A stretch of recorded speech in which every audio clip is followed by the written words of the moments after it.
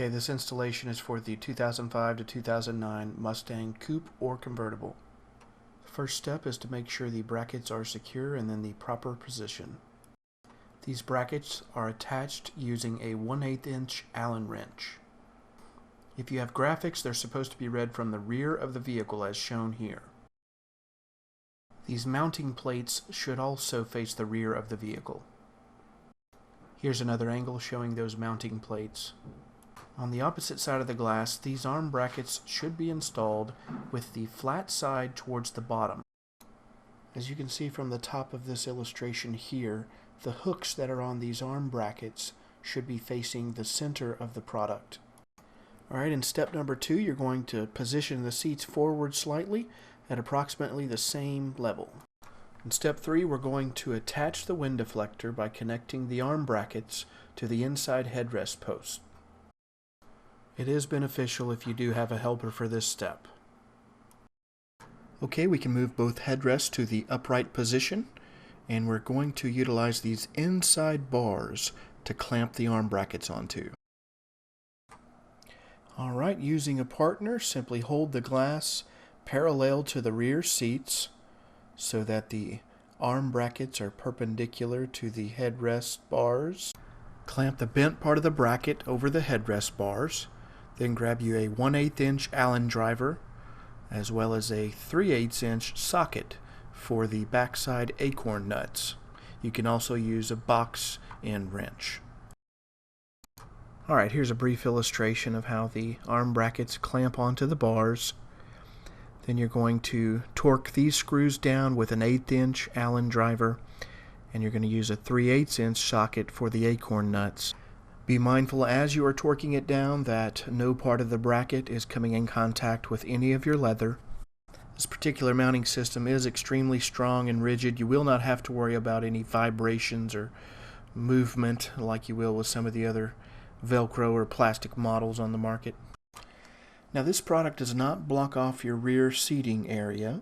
However, be mindful when you are raising the seats to let a passenger in that you do have something attached to the seats. It's not going to damage the product in any way, but you'll probably want to move the seats up and down a little bit slower than you normally would.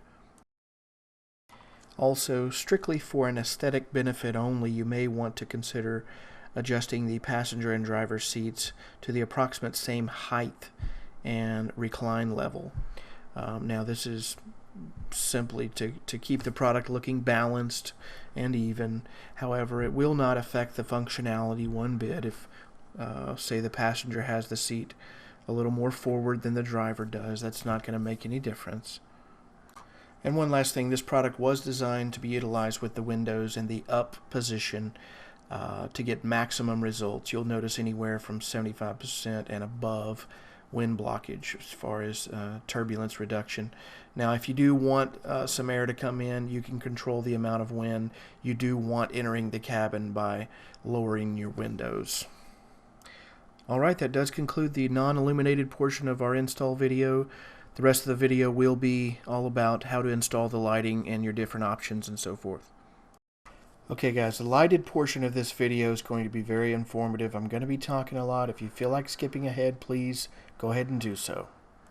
First thing we need to let you know is that all orders standard ordered from our website with no accessories at all are going to come with everything that you need in the box to install your product to the power source of your choice, being the running lights or brake light power. Both of the wires for these two power sources are located in the same spot of the vehicle, which is directly under the driver's side door sill. This door sill is easily removed. It's held in place by a couple of clips on the bottom side. Once you pull it up, you'll see the carpet. You can pull the carpet back and you'll see the wiring harness, which carries the running light wire as well as the brake light wire. Before proceeding, if you have any of these accessories, please refer to the specific printed instructions that came along with that particular accessory. But keep in mind, you will need to know the specific wire colors for the power source of your choice that we're about to go over. If you want your deflector to produce illumination only when you press on the brakes, you're going to want to tap the positive wire coming off of the windscreen into the baby blue wire with orange stripe in this harness. Again, the brake wire is light blue with an orange stripe on it. If you want the deflector to come on and stay lit at full intensity anytime your running lights or headlights are on at night, you're going to want to tap into the blue wire with the yellow tracer. Again, the running light wire is blue with the yellow stripe. You can use the vampire tap clamps that we provide in the box to tap the wire of your choice. Okay, there is a third wire that I do want to mention. The red wire with yellow stripe is a 12-volt constant. That means this wire is feeding power regardless if the engine is off or on, your headlights are off or on, the brakes, it doesn't matter. It's always going to have power. Those of you that opted for the color changing systems or the dimmer control units and do a lot of evening car shows, you may like this. With this particular wire, red with yellow stripe, it's a constant power, so you do not have to flip your headlight switch forward to give power to it if you're at an evening car show. All you do is hit the on-off button and power's there.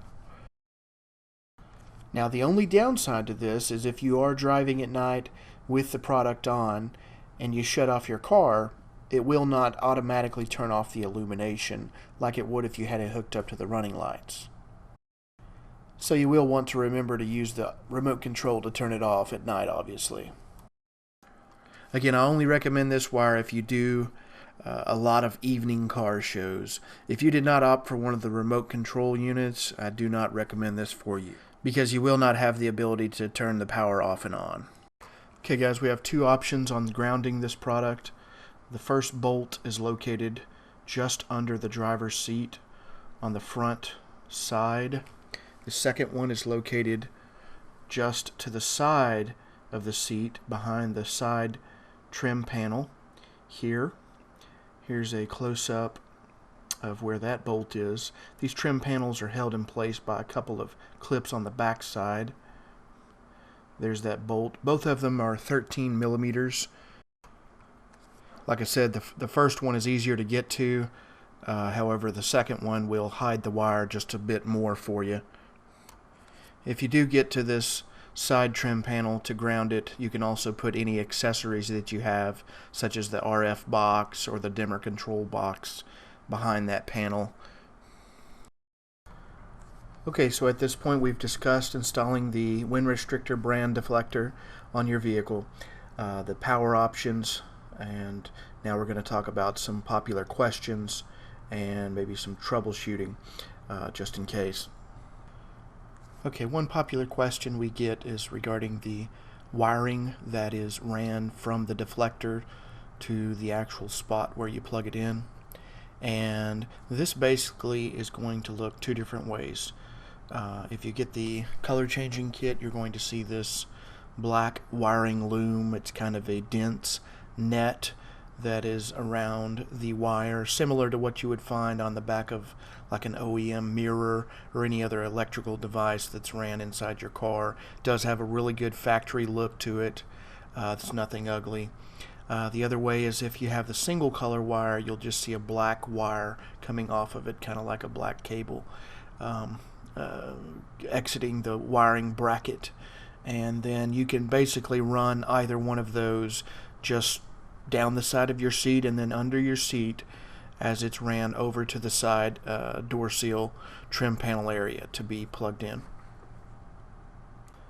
We do suggest running it down the seat and under the seat though, so that it is not exposed to any of your passengers getting into the rear seats. Okay, as far as accessories are concerned, they are not needed for hooking up to the running lights or brake lights. However, they are really cool. First accessory would be a push button on-off switch. I generally would not recommend this to people unless you are comfortable drilling a hole and putting it in a panel. It just basically turns the light off and on anytime. You just run it to a constant power wire. Second one is a dimmer control switch. It's a really nice accessory. Comes with a remote control. You hook it up to the running lights or a constant power, and it allows you to turn the product off and on at any time, or control the intensity of the product. The next one is the glow module. That is tied in simultaneously to the brake power as well as the running light power, and you can control the intensity of both of those sources independently. So most people will have it set at a certain level intensity while they are driving, and then once you apply pressure to the brakes, it will kick it up to full intensity along with your brake system. And then it even has a few other little features, such as the ghosting, the patented technology we use, ghosting, and that will basically act as a variable intensity control while you're pressing the brakes, so it'll look like it's breathing a little bit. And there's a video about the ghost module on the order page that you can check out. Finally, there's the extreme lighting kit, aka color changing kit, and that will basically allow you to change the static color of your wind blocker at any given time while you're driving, while you're stopped, and so forth. It also has some fading functions, so you can have it set on red one day, green the next, and then if you're at a car show, you can have it blink through the different colors. It also has a dimmer control built into it, so you will not need a dimmer control if you get the ELK. If you want, you can get the glow module with the ELK. That's pretty much all the bells and whistles. If you do that, I do recommend setting the ELK power up to the constant instead of the running lights, so that you'll get a full 12-volt power at any time, even with the car off, if you're like at a car show or something. The 12-volt plug, almost skipped over, it's actually the easiest accessory to install. Basically, you tie it into the wire coming off of the product, and then you plug it into your dash. There's no hard wiring necessary. Same thing with the battery pack. If you don't want to fool with hard wiring at all, get the 12-volt plug or the battery pack. You actually can use the dimmer control or the ELK with the 12-volt plug, so keep that in mind as well.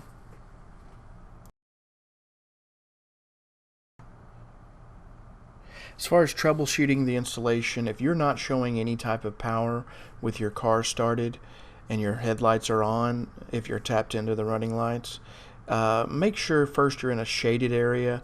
The lighting does not work in the middle of the daylight, sunlight. Next thing you want to check is to make sure the vampire clamp is in fact clipped into both of the wires at once. Make sure that one wire has not pulled out as you're clamping it in. Sometimes that happens to me 2 or 3 times before I get a really good solid connection. After you make sure that's a solid connection, I would go back and check the ground if it's still not working. Strip quite a bit of that wiring insulation off, wrap it around the grounding post, and then really snug down on that nut. And then it should be lighting up like a Christmas tree. Feel free to call us though. Reach out to our service department through email, service@windrestrictor.com, or worst case, give us a call and we can usually walk you through it. Thanks so much for your business.